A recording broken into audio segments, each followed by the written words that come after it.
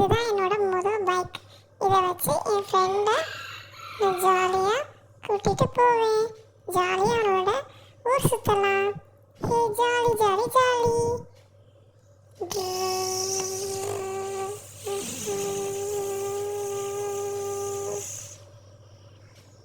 எங்க ஒருத்தனையும் காணோம். அதான் வந்துட்டான். அப்படியே அவன்கிட்ட கொஞ்சம் சீனை போடலாம்.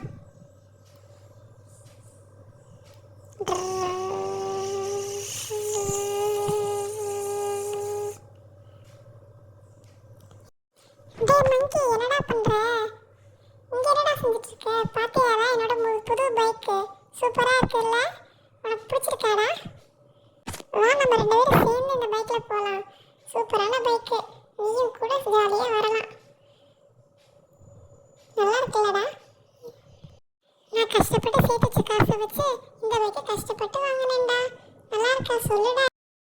ஓ, இதுதான் உன்னோட புது பைக்கா? சூப்பரா இருக்குடா. நானும் கூட ரைடு வரேன்டா. வாட ரெண்டு பேரும் சேர்ந்து போலாம்.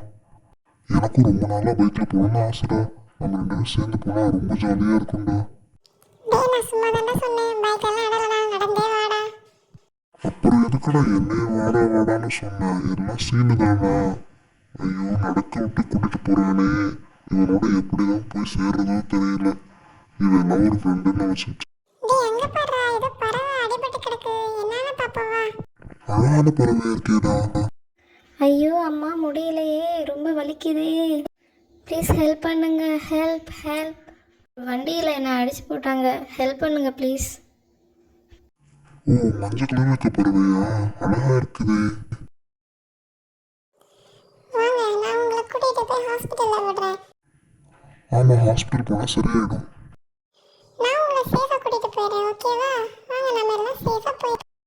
டாக்டர் ஹிப்பு, இந்த பறவை வழியில அடிபட்டு கிடந்தது. பாவமா இருந்தது. ட்ரீட்மெண்ட் பாருங்க டாக்டர். ஓகே, நான் பார்த்துக்கிறேன். ஆமா டாக்டர், பார்த்து சரி பண்ணி விடுங்க டாக்டர்.